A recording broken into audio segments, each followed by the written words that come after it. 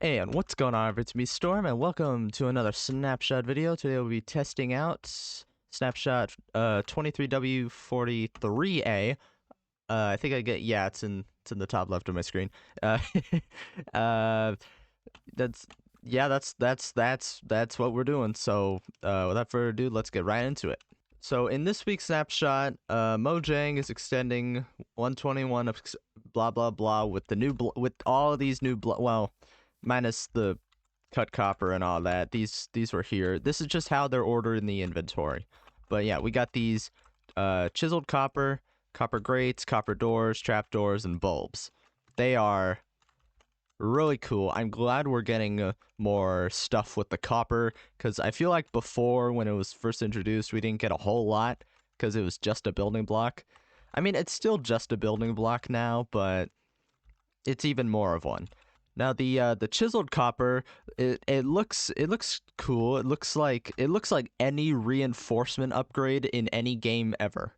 Now the copper grates, they're very nice. I feel like someone leaked these a while ago. That might just be a Mandela effect on my behalf. I don't know. But the copper grates, what's interesting about them is actually that they cannot produce redstone signals cannot pass through them. So if you do that, see, nothing. And I understand why. There's a lot of holes in it. However, copper has a lot to do with electricity, so I don't see why it wouldn't, because these parts are still touching each other. But it's whatever. It's cool to have, I guess. Of course, we have these copper doors and trap doors. They could be opened by hand. However, what I think would be cool is if they were powered, you couldn't be able to open them by hand.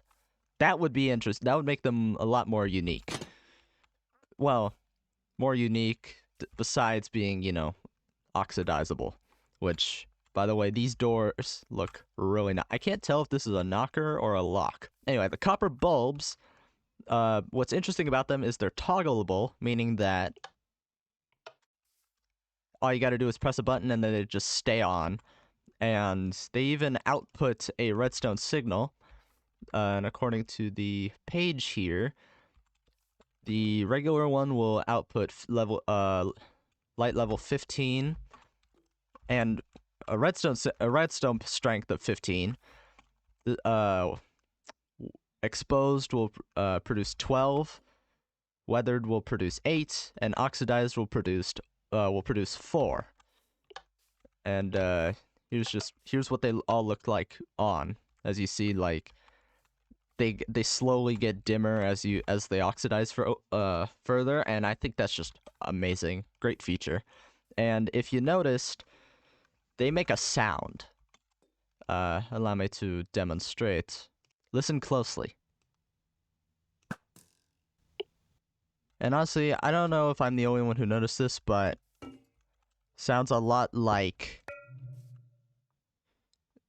Am I crazy? They sound similar, don't they?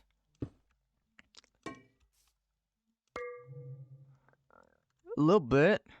Now, I'm not exactly sure how to craft them, as they don't give crafting recipes on the snapshot article. And of course, the way you get these two blocks is you put copper in a stone cutter, and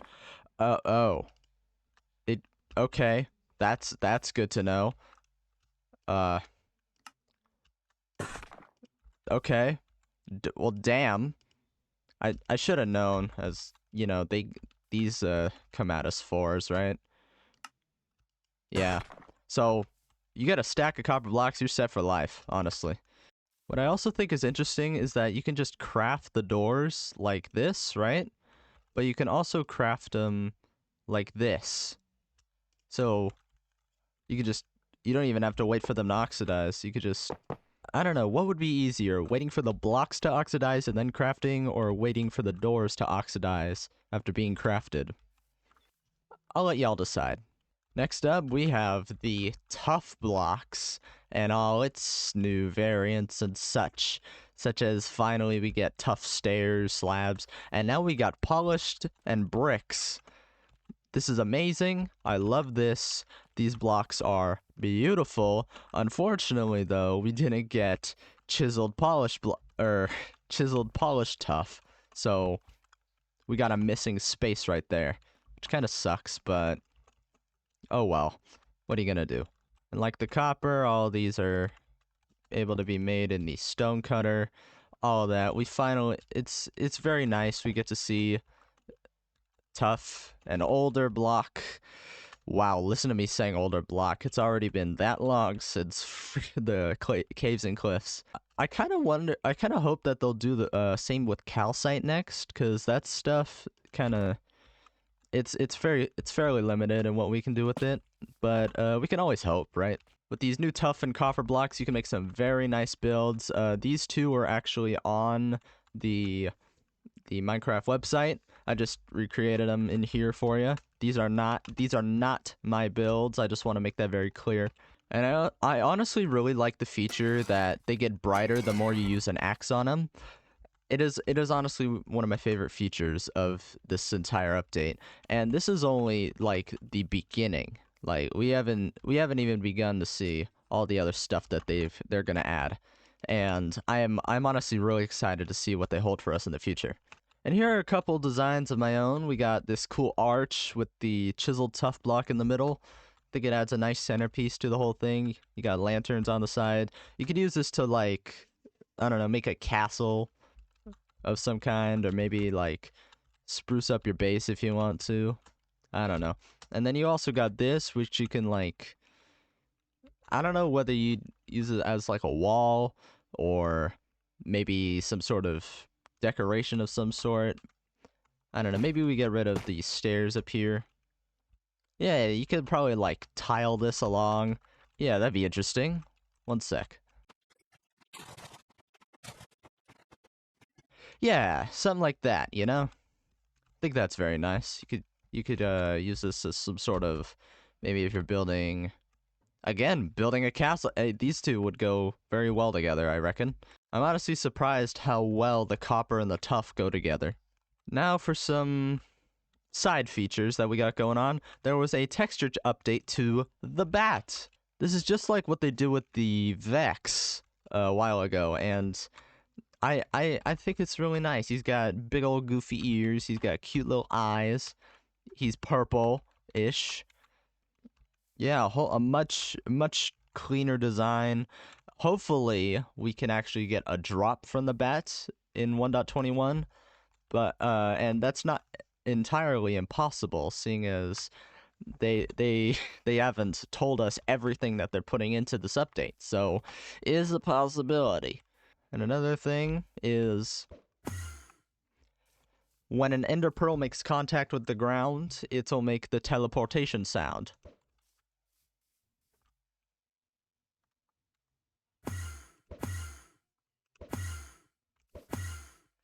It's a small change indeed, but it's a very nice one.